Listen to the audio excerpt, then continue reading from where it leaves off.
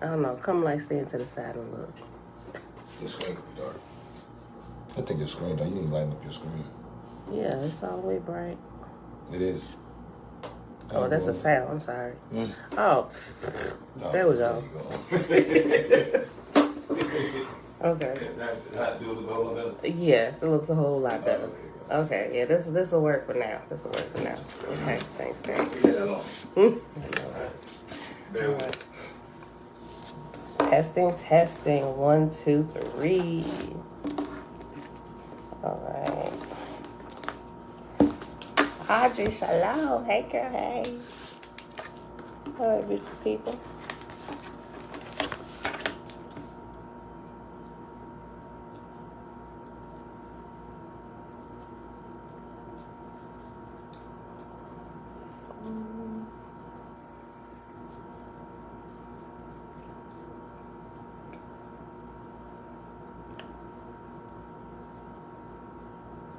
All right, beautiful people. Happy Sunday.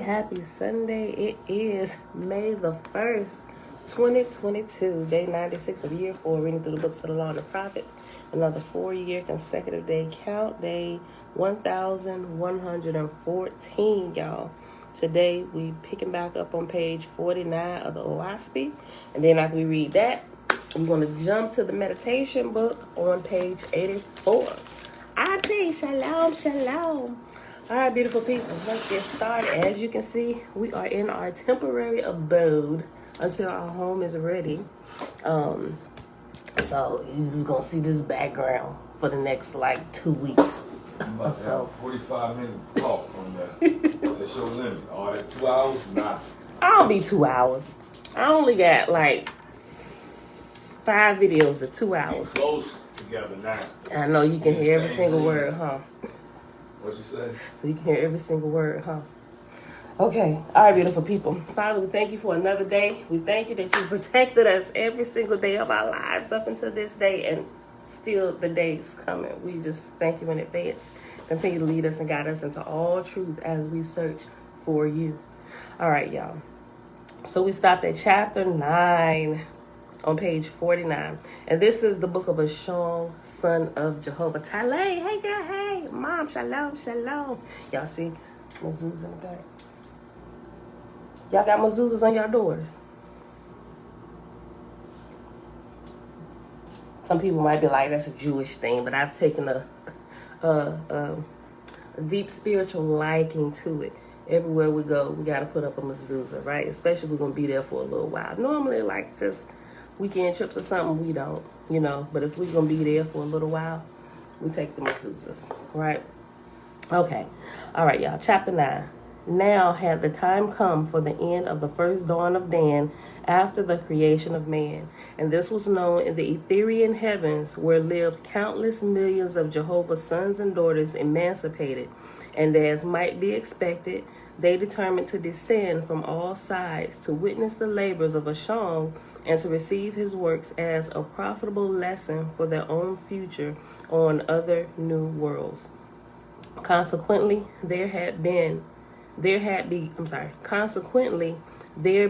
to appear in the firmament far off stars approaching, and these were the Ethereal ships in remote places where the name of Ashong had been known for thousands of years. From all sides they came, growing brighter and brighter, larger and larger. Ashong spoke to his companions, saying, "Make ready, O my beloved. My friends and your friends are coming. Put our ship in order, light the pillars of fire, and spread out the sails, shining, that they may be glorified in Jehovah's name." The proper persons accomplished these things, and to the eastward of Yeshua, the Ethereal ship of Ashong was anchored, and so great was the size thereof that there was room for the Ethereans of Anachron, and upward of 300 million of the redeemed of earth besides. Ashong said, "When our friends arrive, we shall join them and make an excursion round the earth, discovering its ranks and glorious promises. But as to the 900 million Druhas, which I sent off to Hudau and Gia, we shall pass thither on our way to Anachron." Brighter and brighter grew the descending stars, the Etherian ships from far-off worlds, and larger, till in majesty they neared Yeshua. Remember, Yeshua is not a person here. Uncle JB, shalom. It is the name of the city. It's called Yeshua, which is the city of salvation, right? Okay. Just in case you missed it. Brighter and brighter grew the descending stars, the Etherian ships from far-off worlds, and larger, till in majesty they neared Yeshua. Ashong then came down and sat at the foot of the throne, according to the customs of gods. God came down and took them by the hand, saying, Son of Jehovah, that maketh thyself the least of men, arise and take thy host, and embark in Jehovah's ship, going whithersoever thou wilt. Ashong rose up, the Essenars and trumpeters played and sang. Then Ashong said, One more love have I in the world, O Jehovah. I go from Yeshua, but my love remaineth.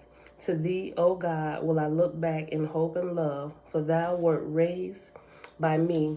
And to thy lords, what less could I say? Yea, to all the hosts I leave within these realms. Ashong touched God's right hand, and then saluting with the third sign of Emeth to Jehovah, departed, and the marshals conducted him off to the ship. Okay, so after Emeth, it's reference letter G, and that is, Emeth is a sign of faith in Jehovah. See Book of Sapphire, chapter Emethakava. Yep, that's what it says. Emethakava. Emethachavah.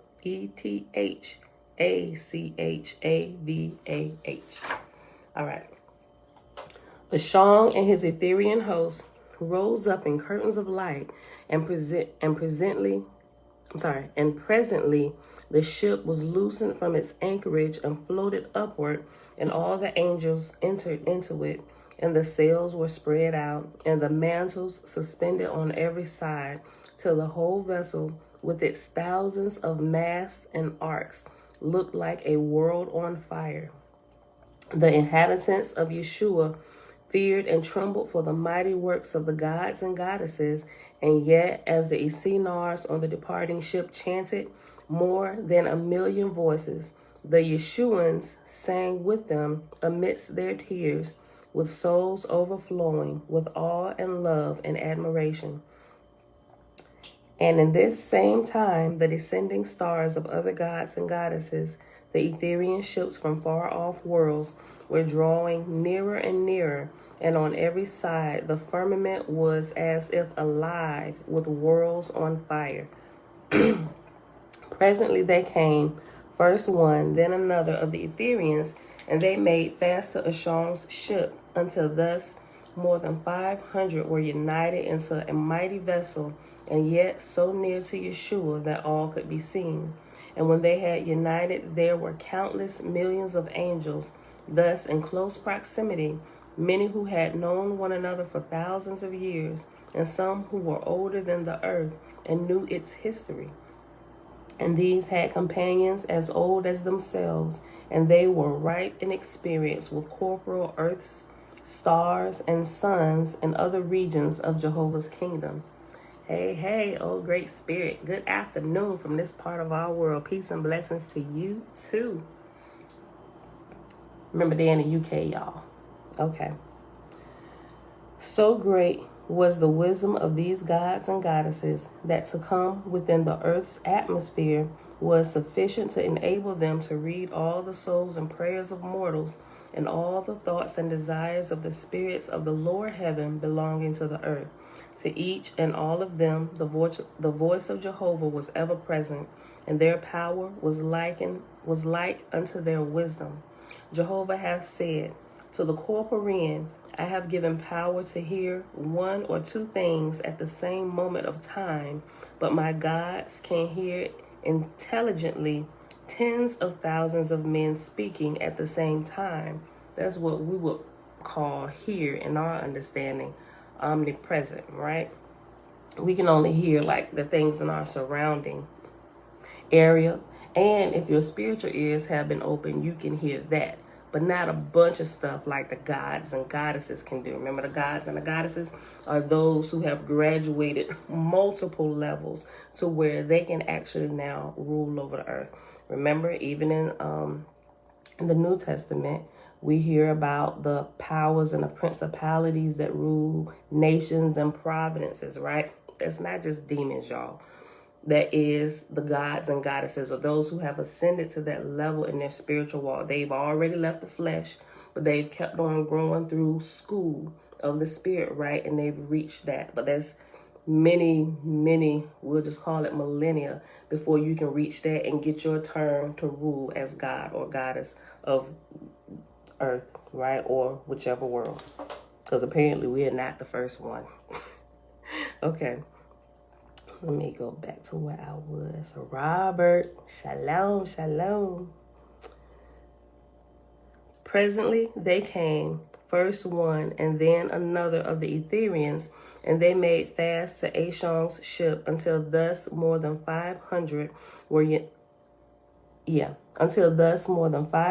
united into one mighty vessel, and yet so near to Yeshua that all could be seen. I know I went back up a couple verses.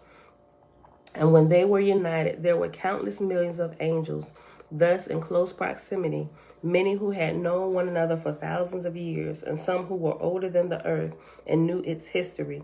And these had companions as old as themselves, and they were ripe in experience with corporal earths, suns and earths, stars and suns in other regions of Jehovah's kingdom. So great was the kingdom of these gods and goddesses that to come within the earth's atmosphere was sufficient to enable them to read all the souls and prayers of mortals and all the thoughts and desires of the spirits of the lower heaven belonging to the earth. To each and all of them the voice of Jehovah was ever present, and their power was like unto their wisdom.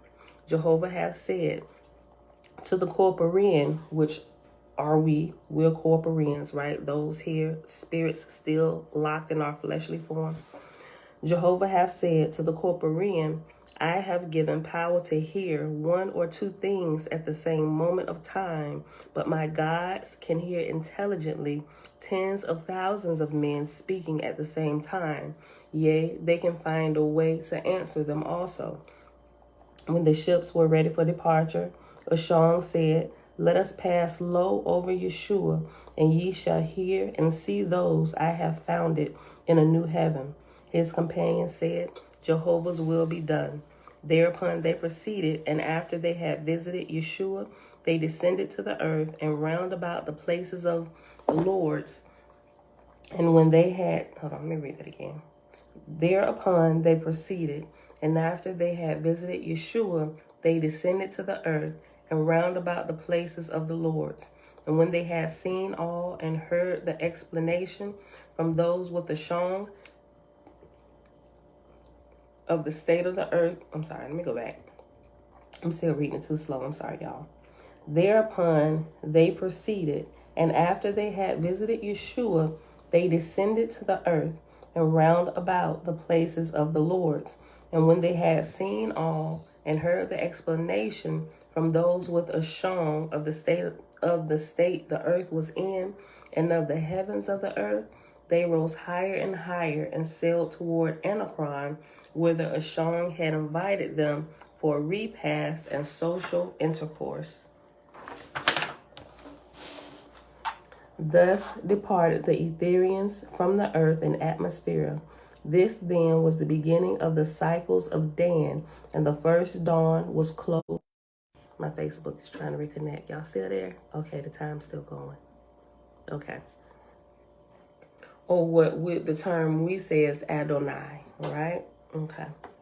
And the earth's gods, that is, the lords who were now called Adonia, were such as had been brought forth out of the earth. Remember, all of these helping, whether we want to call them ministering angels, remember there are ranks and different, just like you say in the military, ranks, you raise in ranks as you, like the first rank is like being the seed inside of your father's scrotum, right? And then You move to the next one. Now you enter into a new, you go from world to world, literally, y'all.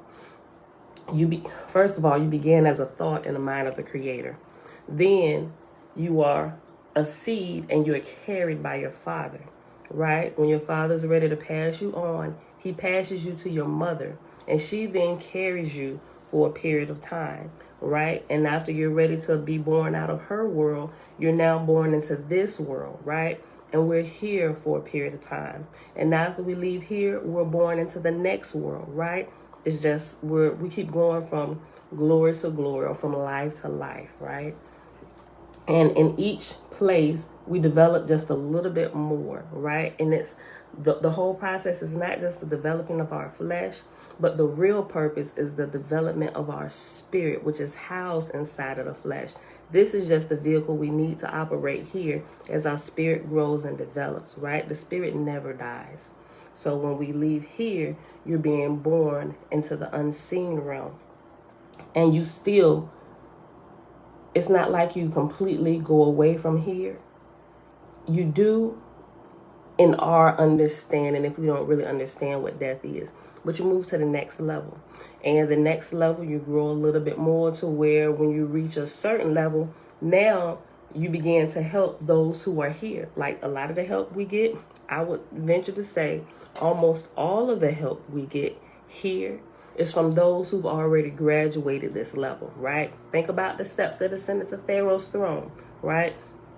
Those that are higher can help the ones below, but those lower cannot help the ones above because we have no knowledge of those things. Those who've passed up and passed through the different levels can turn back and help their brethren or their sister. Same thing when they pass from this life into the next, until as they keep going, they then get the opportunity to rule daddy's house. Dad'll leave them in charge of the house for a while. Everybody gets a chance to rule, right? All right. And the earth gods, that is, the lords who were now called Adonia, were such as had been brought forth out of the earth. And God, one more thing. Y'all probably know this by now. Here, we only, we have the gender thing going on, right? But as you become spirit, or you shed your flesh, you no longer deal with the gender thing, right? It's because now it's the combination of two. Just like Yah is one, he encompasses the male and the female attributes. Same thing will begin to happen as we continue to grow. We will begin to take on that form, right? And so there, when we rule, we will encompass all the attributes and everything, because each level is school. You learn about the earth, the nature, and everything. So when it's your turn to rule, you know what's going on in the kingdom. You know how to handle it. You know the people, the souls, the trees, what's needed. You know how to look ahead, go behind all these things. That's the whole purpose of life, to grow and develop, right? And become one with Yah. And then he just think about life and what we do as our children grow, right?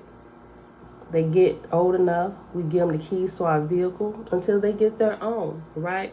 We let them babysit. If they have siblings, we let them babysit their younger brethren and sisterin, right? Until they grow up and they get their own. It's the same cycle, constantly repeating over and over and over again. If we were taught these things from the very beginning, oh my gosh, how much more interesting and better and more productive life would be for everybody, right? We wouldn't have a bunch of wandering souls trying to figure out what in the world they're doing here, just running around on a hamster wheel, right? Okay. And the earth gods, that is, the lords who were now called Adonia, were such as had been brought forth out of the earth. And God, who had dominion in the atmosphere of the earth, was also in earth born, and so were all the angels in atmosphere, the product of the earth. And in Jehovah's name were the lords and gods appointed and crowned to rule in their respective places, and thus they became the instruments of Jehovah for his glory. Jehovah said, "Whoever serveth me in my name is my son or my daughter. The light of my judgment falleth upon them sufficient for the time and place. Inasmuch as ye honor them, ye honor me also. Through the flowers of the field, I express myself in color and perfume. Through the lion and mastodon, I express myself with power and voraciousness. Through the lamb and the dove, I express myself in meekness and docility. Through man, I express myself in words and actions, and all men, the wise and the ignorant, are channels of my expression.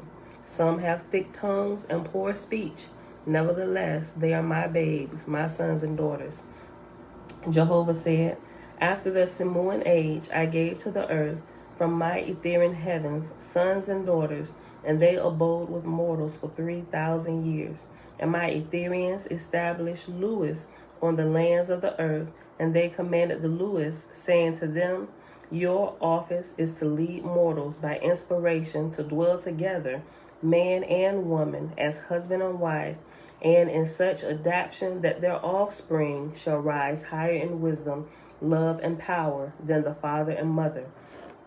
Jehovah said, I will confound the wise man in the latter days, for he shall not discover why man and woman lived not indiscriminately as the beasts. Yea, I will show him that they who profess me are led by me, and that they who deny me go down to indiscriminate communion. Out of my works shall the lessons of the early days of the earth show the presence of my hand from the beginning. But my Lewis, remember Lewis is spelled Loo''is. But my Lewis was a man and woman inspired to raise up such sons and daughters as would glorify me and my works. By my Lewis have I maintained my foothold amongst mortals, such as could comprehend me, having faith that my presence in person should ultimately triumph for the highest and best. I commanded to be called Faithist. Hold on, let me read that again.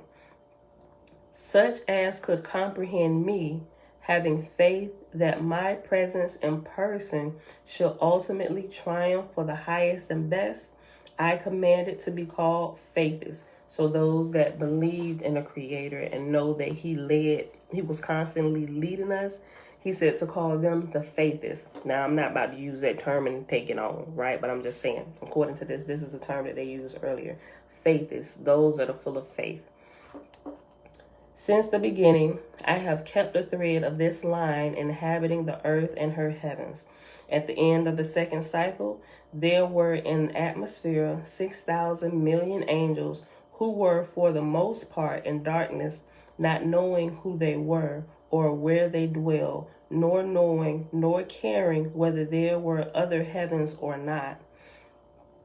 And now began wars in atmosphere, thousands of angels against thousands and millions against millions, for the possession of the sections of the earth, and the mortal inhabitants thereof went forth these million of warring angels. And it came to pass that mortals also fell to war, and by the obsessing angels were made to destroy their own cities and kingdoms.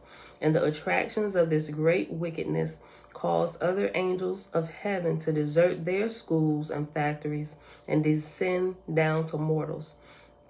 Thus again were the kingdoms of God and his lords set at naught, and Thus again were the kingdoms of God and his lords set at naught. I keep messing it up. Let me start it one more time. I'm getting tongue-tied.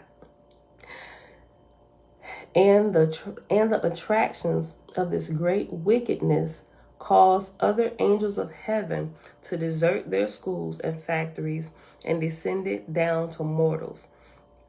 Thus again were the kingdoms of God and his lords set at naught. The harvest of the brides and bridegrooms had long since ceased to be. The first harvest was 200 years, and the number of brides and bridegrooms was 600 million of grade 92. The second harvest was 200 years and was 800 million angels of grade 89. The third harvest was 600 years and was 2,000 million angels of grade 83. The fourth harvest was 500 years and was 2,300 million angels of grade 74. The fifth harvest was 300 years and was 600 million angels of grade 62. The sixth harvest was 400 years and 900 million angels of grade 51. And this was the last harvest, for none were of sufficient grade to abide in the Etherian heavens. Ooh, and that's the end of the book of Ashong. Where we at? 26 minutes. You know, and here's a picture here, right? Plate 3, the types of races. So it has, okay.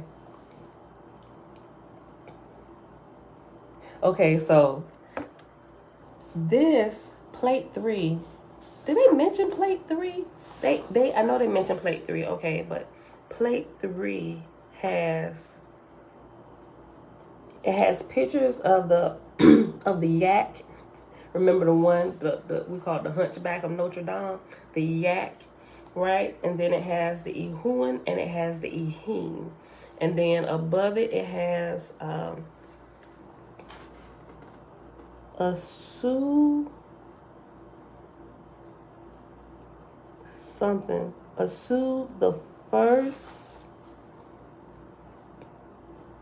something. It's kind of, the first, okay, Asu the first race. Okay, so I'm going to explain this first picture first. Okay, so Asu, the first race, Asu is also called the race of Adam, right? And so it don't look like he was made perfect. It reminds me of when we was reading through the book of Enki, when they start experimenting with the different chemicals and stuff that come from different bodies to get the perfect people, right?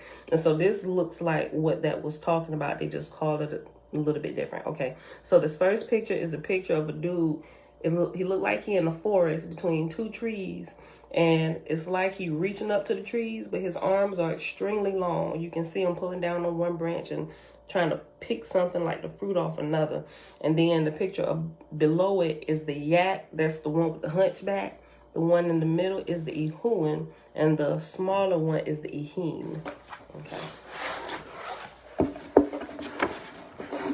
Let's see. I think everybody can see that. I think. Yeah.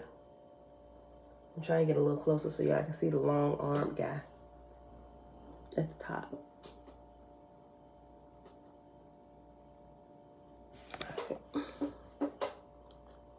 The bent over one is the yak. Okay.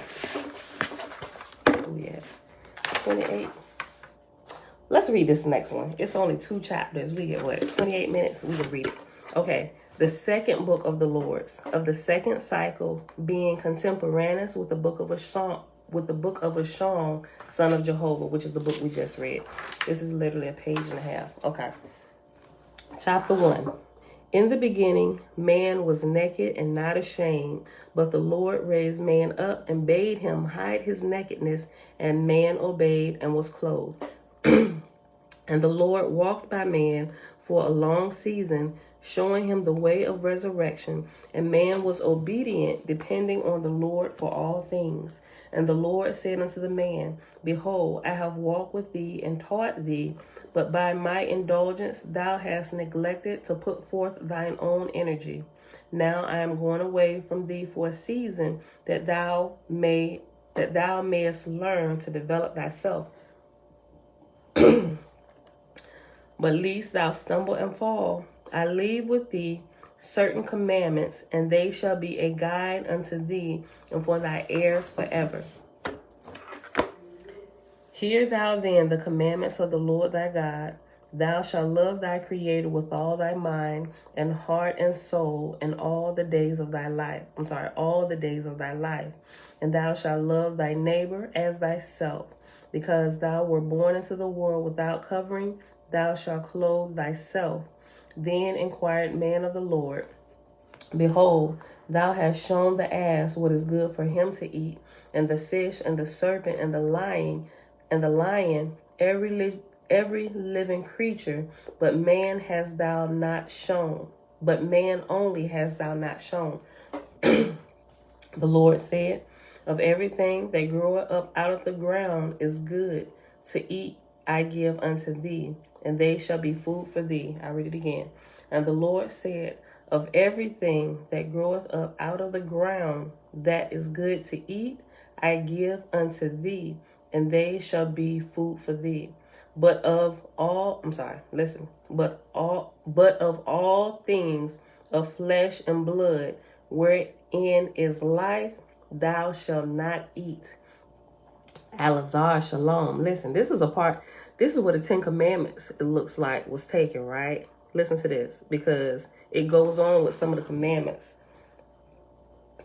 Like the next one shall be, thou shalt not kill, right? Let's read this one again. Let me just go back to verse 11. The Lord said, of everything that groweth up out of the ground that is good to eat, give I unto thee. Everything that grows out of the ground. We come through wombs. Animals come through wombs, not out of the ground. I'm just saying, just in case you didn't notice that. The Lord said, of everything that groweth up out of the ground that is good to eat, give I unto thee, and they shall be food for thee. But of all things of flesh and blood, wherein is life, thou shalt not eat, for thou shalt not kill. And remember before, he said, thou shalt not kill man or beast. And in order to eat beast, you got to kill it. And you're breaking a commandment, right? Which is probably why we die. We keep on eating it, right? Get all kind of stuff going on in the body. Verse 14. Man inquired of the Lord, thou hast shown the males and females of all the living, the times and periods to come together. But man and woman thou hast not shown. The Lord said, thou shalt learn from the beasts and birds and fish that the female during gestation is in keeping of her creator. Thou shalt also respect the times of woman. We know they completely took that away. They burnt that scripture. Oh, yeah, your Torah is burnt. We know not anything you said about the woman. She just going to be here to follow along with us. Let me stop. Verse 16. Thou shalt also respect the times of woman. Man inquired of the Lord, thou hast shown the bird how to build her nest, and the carnivore how to scent the subtle track of his prey, and the spider to weave his net. But as to the manner of man's house, or as to herbs that are good or are poisonous, thou hast not shown man. The Lord said, all the instinct that is in the bird or beast or fish or insect or creeping thing was created with them, but man was created blank. And yet man shall attain to more subtle senses than any other living creature. Man inquired, how shall man attain to these? The Lord answered, serve thy Creator by doing good unto others with all thy wisdom and strength, and by being true to thine own highest light, and all knowledge shall come to thee. Wow. I read that again. How do we get to be wise? He said, do what's right, and all wisdom will come unto you. Francis, shalom, shalom. Let me see. I'll go back to 18. The Lord said, all the instinct that is in the bird or beast or fish or insect or creeping thing was created with them. But man was created blank, and yet man shall attain to more subtle senses than any other living creature. Man inquired, how shall man attain to these? The Lord answered, serve thy Creator by doing good unto others with all thy wisdom and strength, and by being true to thine own highest light, and all knowledge shall come to thee. So the Lord left man for a season to himself, and man so loved the earth, and whatsoever ministered unto his ease, and to his flesh desires, that he fell from his high estate, and great darkness came upon the earth, and man cast aside his clothes, and went naked, and became carnal in his desires. Chapter 2. The Lord went abroad over the earth, calling, come to me, O man. Behold, thy Lord is returned, But man heard not the voice of the Lord, for by man's indulgence the spirit of man was covered up in his own flesh. Ooh, let me read that again. Listen. The Lord went abroad over the earth, calling, Come to me, O man, behold, thy Lord is returned. But man heard not the voice of the Lord, for by man's indulgence the spirit of man was covered up in his own flesh. The Lord sent his Lewis, masters of generations, angels next in rank above guardian angels, i.e. the Ashars. So that's what it is. It's giving a definition of the Lewis again, right? So the first rank would be the Ashars, right?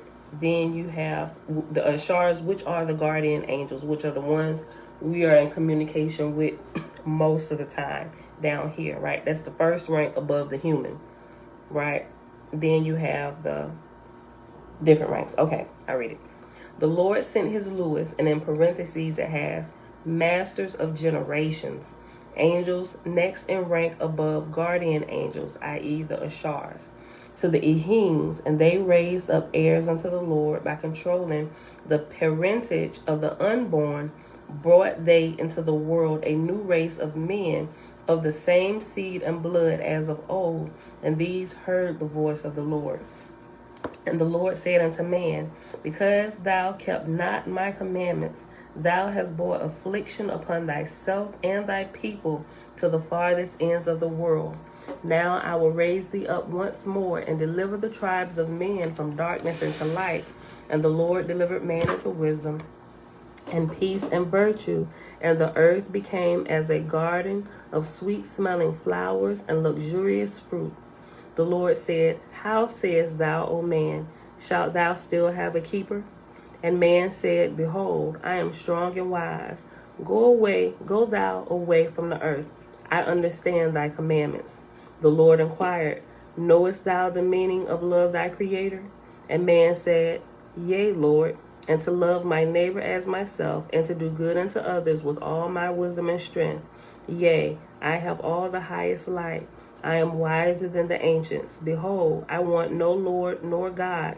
I am the highest product of all the universe. The Lord said, I will try thee, O man. I will go away for a season. So the Lord departed once more, and man had nothing to look up to. So he looked at himself and became vainglorious. And the tribes of men aspired to overcome one another. War and destruction followed. Man forgot his Creator. He said, No eye seeth me, no ear heareth me. And he neglected to guard himself against the serpent. And in parentheses, the serpent is corporality, or the fleshly desires, fleshness. He forgot to guard himself against the uprising of the flesh. Not the devil, its own flesh, right? Man forgot his Creator. He said, No eye seeth me, no ear heareth me. And he neglected to guard himself against the serpent, corporality. And the serpent said unto him, Partake thou of all things, for they are thine. Right? Ain't that what our flesh tell us? Go ahead, just one more. One more ain't gonna hurt. Just one more sip. Go ahead. One more booty call. That's it. Then we're gonna stop. But the more we do it, the more we got to do it, right? Y'all been there? We all been there, right? Man forgot his Creator. He said, No eye seeth me, no ear heareth me. And he neglected to guard himself against the serpent, corporality. And the serpent said unto him, Partake thou of all things, for they are thine. And man gave heed, and lo and behold, the race of man descended into utter darkness, and man distinguished not his sister or mother, and woman distinguished not her brother or father. And God beheld the wickedness of man, and he called out, saying, Hear my voice, O man, hear the voice of the Lord. But because of the darkness of man, he could not hear the voice of God, his Lord. And the Lord sent his angels down to man that they might appeal to man's understanding. But the angels loved darkness also, and strove not to lift man up out of darkness. And the Lord was of no more avail amongst mortals, and he departed away from the earth. And man became on the earth as a harvest that is blighted and rotted because of its rankness. And that is the end of this book. That was good, y'all. That might be our title today. I need to see. All right, y'all. So the next book we'll start tomorrow. Let me get my bookmark.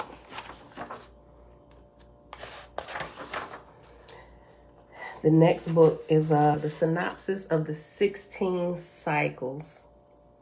I'll read the little subtitle. It says, being 48,000 years and also including the sub-cycle of 1,000 years of darkness, covering a period from the creation of man down to the submersion of the continent of Pan. Remember, Pan is also referred to from what we understand today as Pangea. It's sunken, like they know where it is, it's sunken. Covering a period from the creation of man down to the submersion of the continent of Pan, called by the ancients the flood or deluge, which was 24,000 years BK, selected from the records in the libraries of heaven. So that's going to be good, y'all. Oh yeah, that's going to be good. All right, so let's hop on up here where we paused at in the meditation book on page 80. Oh, okay. We got a few minutes. Okay, so we started this section on what is the mind, right? So the last thing we looked at was the did we look at this? No, we didn't look at this little chart. Okay.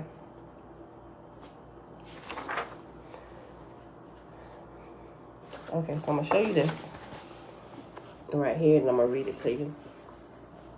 It's like the process of the mind, the unconscious mind, the subconscious mind, and the conscious mind. Okay, so the unconscious mind is the causal body, right? And so that's this first body here. So it's talking about going from states of being completely oblivious to what's going on around you, and most of everybody walking around on the earth in the normal hustle and bustle of life, they're walking around in this state, right? Or what we would call they're walking around in the matrix and don't even realize they're walking around in the matrix. That is the completely unconscious state, right? And everybody that's been here has been there, right? Okay, so the next one is the subconscious mind. That's the astral body, or what we would call our spirit, right? And then under that is the conscious mind, the waking state, and it has the physical body. And the waking state is where you are when you realize what in the world is going on here, right?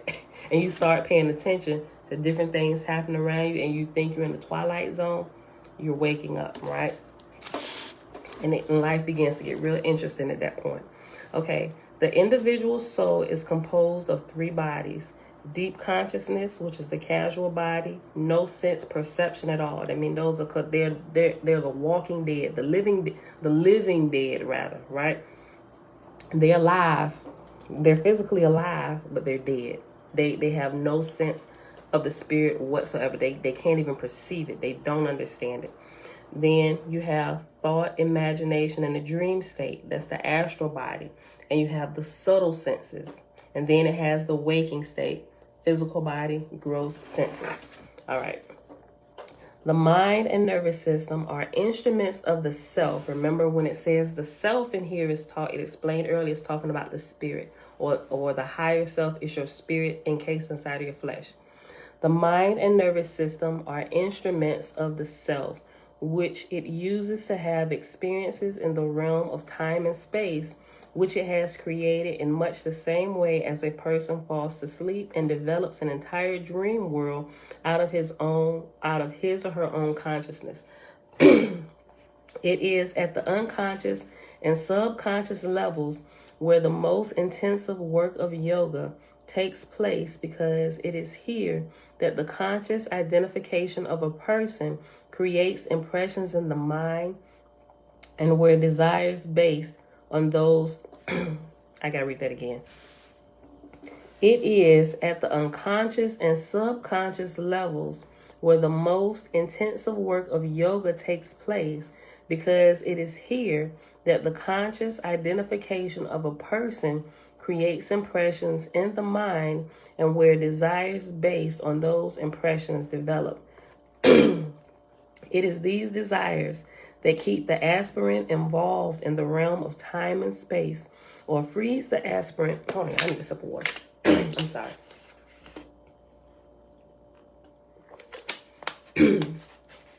Okay.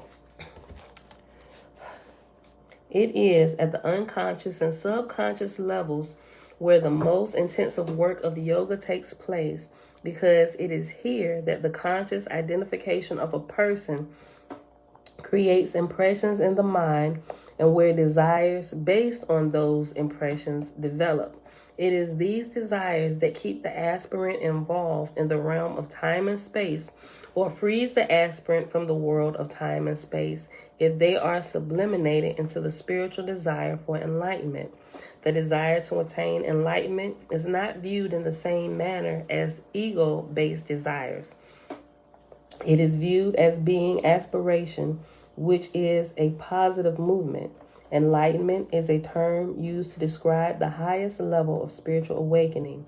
It means attaining such a level of spiritual awareness that one discovers the underlying unity of the entire universe, as well as the fact that the source of all creation is the same source from which the innermost self within every human heart arises. Externalized consciousness, distracted by egoism and worldly objects. The light of the self consciousness shines through the mind, and this is what sustains life. The flow of consciousness in most people is from within, moving outward. This causes them to be externalized and distracted, and they lose energy.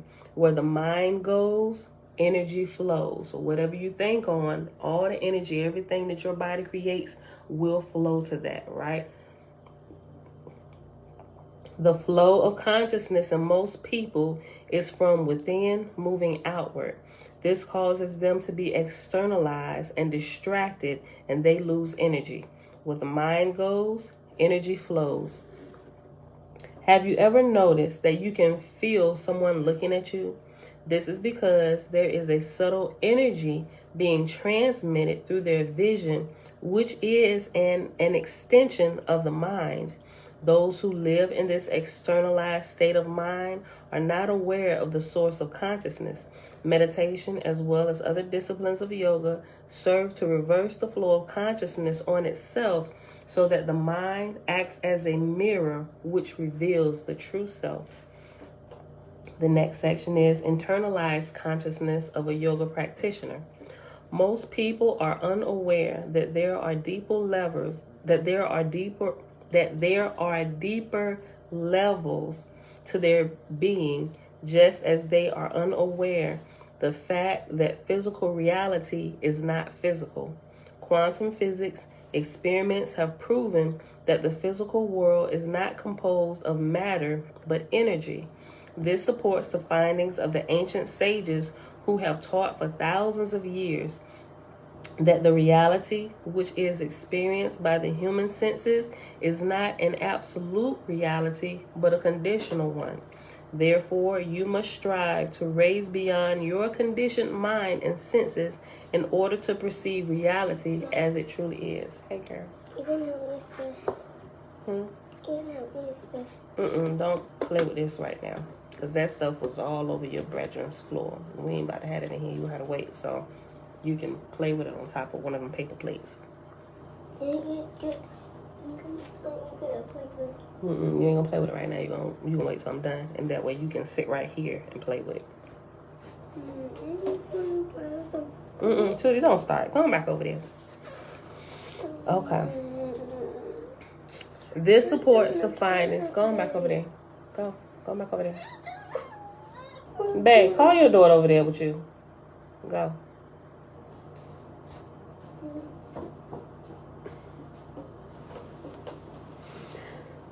Quantum physics experiments have proven that the physical world is not composed of matter but energy. This supports the findings of the ancient sages who have taught for thousands of years that the reality which is experienced by the human senses is not an absolute reality, but a conditional one. Therefore, you must strive to raise above your conditioned mind and senses in order to perceive reality as it truly is. Lavine, hey girl, hey.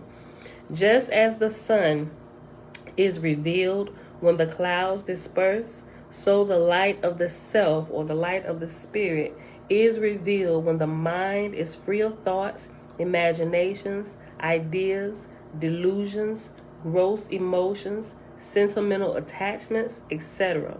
In fact, these thoughts, imaginations, ideas, delusions, gross emotions, sentimental attachments are the refractions of the light of the self, the light of your innermost consciousness. The self, your true identity, is visible to the conscious mind. How is this possible? This is the teaching and goal of all meditation practices. Oh yeah, we're about to get into the ba and the ka. The book that we're going to read after this, So the book we're going to read after this is not going to come directly after this. We got another little pamphlet. Remember the book we just read with, I'm about to call him Arnold Palmer, Manly Palmer Hall. That little thin book we just read. There is another one he did called the Initiates. Anyway, it's another thin book like that. We're gonna wedge in between the next book, which the next book is called The 9 Eyes of Light, right? And it gets into the deeper detail of the ba and the ka, right? The spirit and the soul and how it operates. It's gonna break it down like on another whole level. It's amazing. I haven't read through all of it. I got through a good bit of it, right? Okay, so just in case you didn't know, I know I mentioned that a little while before, but I'll repost it.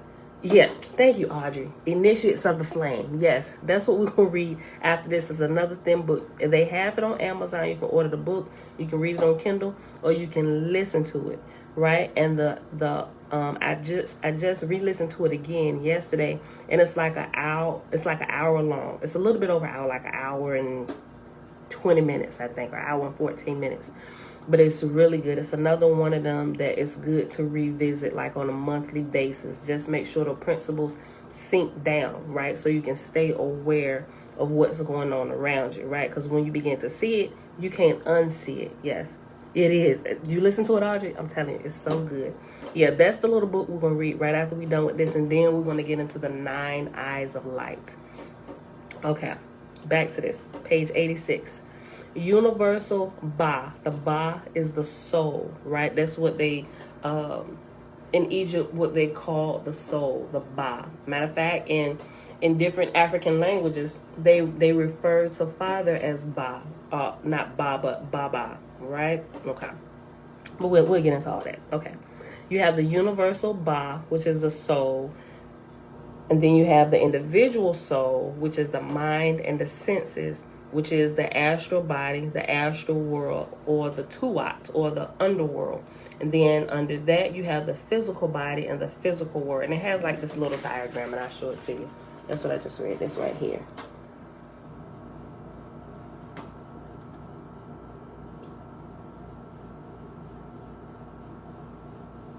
Okay. All right, y'all, we're almost done. When you are active and not practicing or experiencing the wisdom of yoga, remember what yoga was? Yoga, the true definition of yoga is to yoke. To yoke what? To yoke us back to the Creator, right? It's the discipline of yoga. Yoking ourselves, yoking our spirit back to the great spirit, the main spirit, the source of all energy, whom we refer to as Yah. Okay. When you are active and not practicing or experiencing the wisdom of yoga, you are distracted from the real you. This distraction, which comes from the desires, cravings, and endless motion of thoughts in the mind, is the veil which blocks your perception of your deeper essence, the self, or the spirit, or the higher you. the part of Yah that lives in you. All of us carry the flame of the great creator, of the great flame.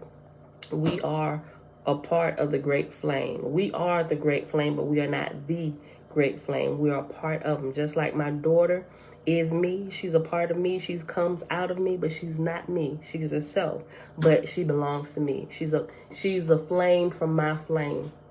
Get it? Okay. Same thing. Let me go back. When you are active and not practicing or experiencing the wisdom of yoga, you are distracted from the real you. This distraction, which comes from the desires, cravings, and endless motions of the thoughts in the mind, is the veil which blocks your perception of your deeper essence, the self. These distractions keep you involved in the mind, senses, and body that you have come to believe is the real you. When your body is motionless and you are thinking and feeling, you are mostly associated with your mind. At times when you are not thinking, such as in the dreamless sleep state, then you are associated with your higher self.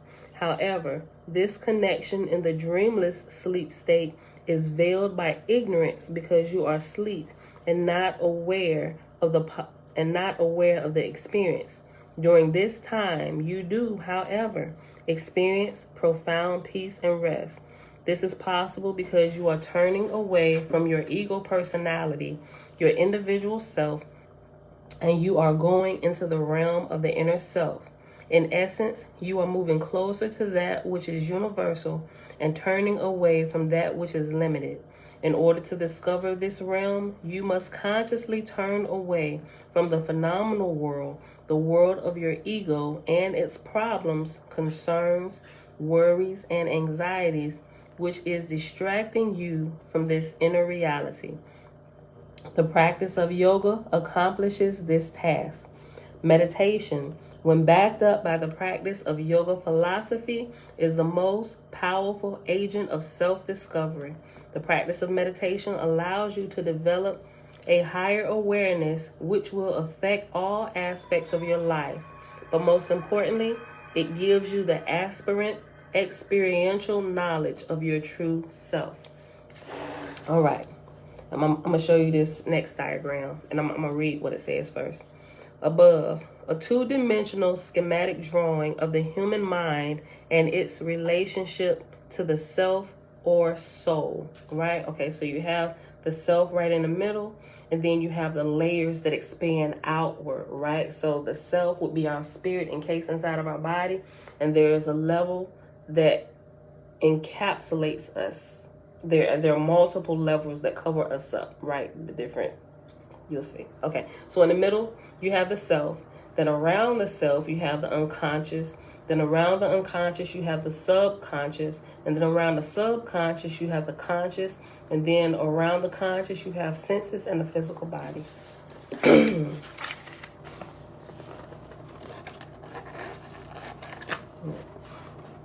This is for Facebook so they can see it. All right, YouTube. Okay. Most people look at their body, thoughts, and feelings and say, "This is me." In reality, a human being is a complex organism composed of conscious mind, subconscious mind, and unconscious mind. These forms of your personality, or the person you have come to know as you, with your particular tastes, family associations, religious and social affiliations, etc. Underlying all of this is the universal consciousness, which is like an ocean. On the surface of this ocean is the personality, and supporting it is the ocean of consciousness, the self. The project of spiritual life and meditation practice is to go deep into this ocean by controlling the mind with its thoughts, desires, etc. on the surface through the various practices of yoga. Right? So yoga helps us to control the mind. That's the first thing we have to do. We have to learn to get control of our mind. If we don't, we're going to be all willy-nilly all over the place, right? So you have to learn how to focus, meditate, whatever it is, whatever you want to call it, you have to learn how to control that raging fire that's going on inside of your big dome, right? Once you can do that, you can begin to hear clearer. You begin to see clearer, right? Let me read where we at. With our, I'm gonna read these next two. They small. Okay. Page 88. The universal soul is the source of all individual souls, or the universal soul would be known as Yah, right? And we are the individual souls. Okay. Has another little diagram, and it says the supreme self, spirit, universal soul. The supreme self right here, or the supreme spirit, or the great spirit, which would be Yah. And then you have these that flow out. Then you have the individual soul. Oh, yeah. Individual soul, individual soul, individual soul, individual soul. Okay? The distraction of the soul in the world of human experience leads to mental impressions which are based on the external reality, physical reality, and on ignorance of the truth, the higher soul reality. These impressions lead the mind to experience desires, thoughts, and aspirations, which lead a human being to experience more desires and more distractions. Desires born of ignorance cannot be satisfied through the mind and senses because these are limited and the experiences are fleeting. No matter how long they last during a person's life, they are only transient experiences and never wholly fulfilling. Since the desires of the mind and senses based on ignorance can never be fulfilled, the soul is led to experience repeated situations of frustration and mental unrest and further away from the inner peace of the self within. Let me read that again. Listen.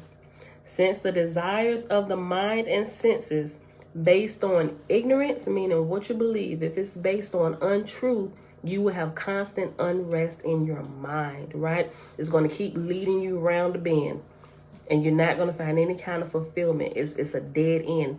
And until you extract them thoughts or kick them out, you're going to keep running into it, and you're going to be frustrated all the time and angry, just all these things. Listen, no matter, let me go back.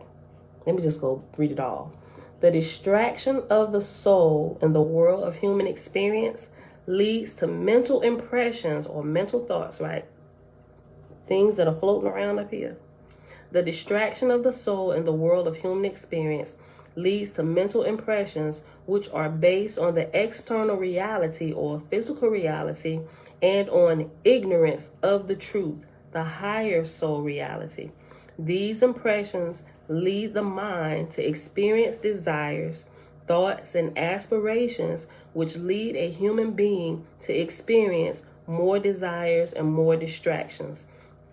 Desires born of ignorance cannot be satisfied through the mind and senses because these are limited and the experiences are fleeting.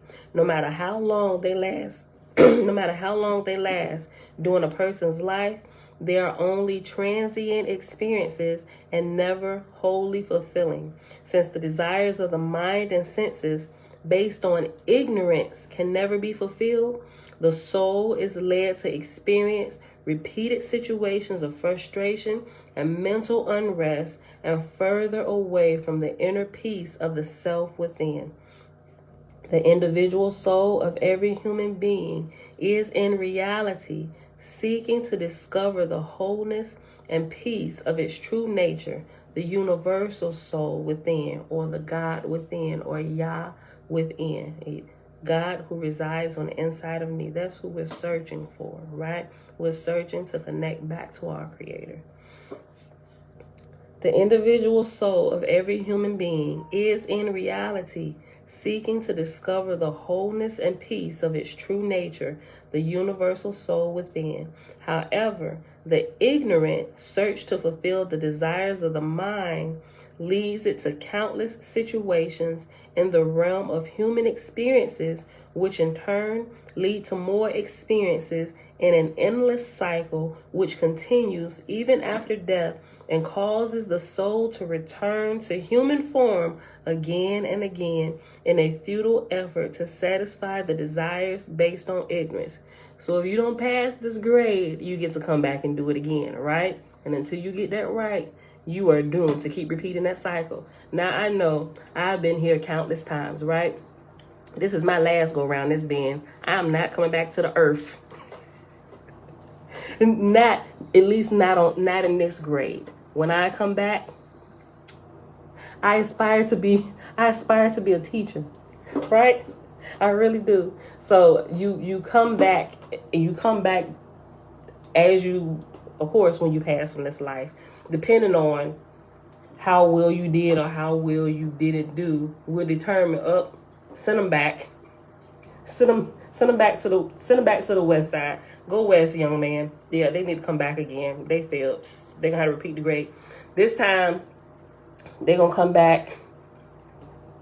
They ain't gonna be black this time. We're gonna send them back. Maybe they'll learn a lesson if we put them in a different part of the world, in a different type of body, different situation, different people. We'll send them back. The same soul, different vehicle, right? It's always the same soul that comes back. But every time you come back, you get a different vehicle. A human form vehicle. You ain't gonna come back as a moose or a giraffe or a spider or a butterfly.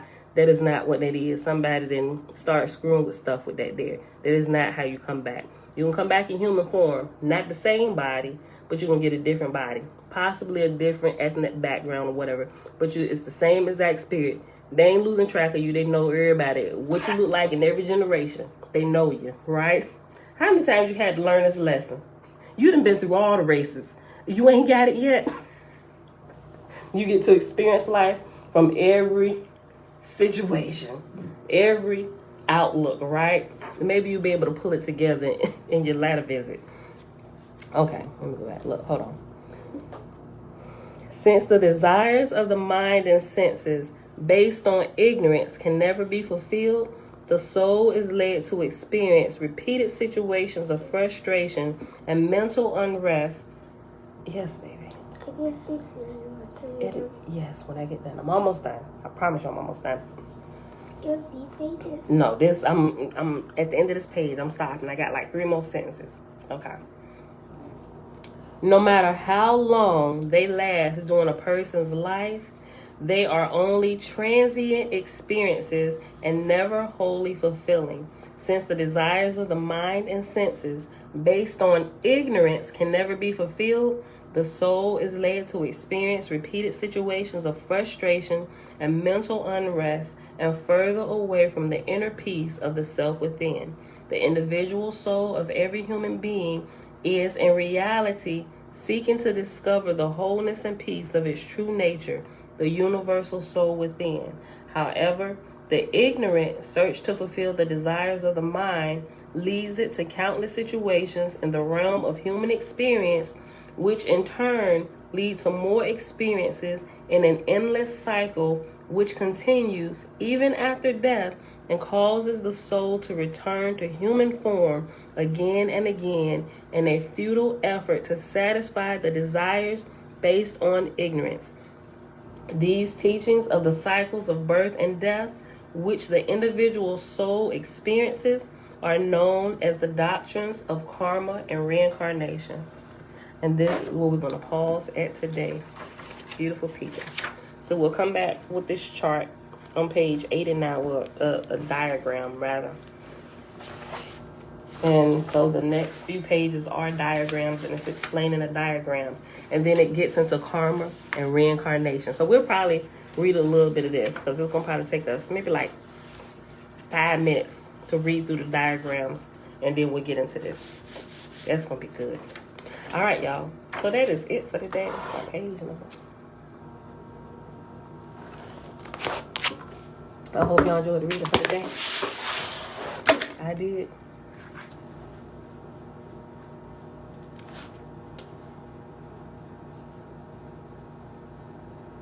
All right, y'all. It is Sunday, May the 1st, 2022, day 96 of year 4, reading through the books of the Law and the Prophets, another 4-year consecutive day count, day 1114.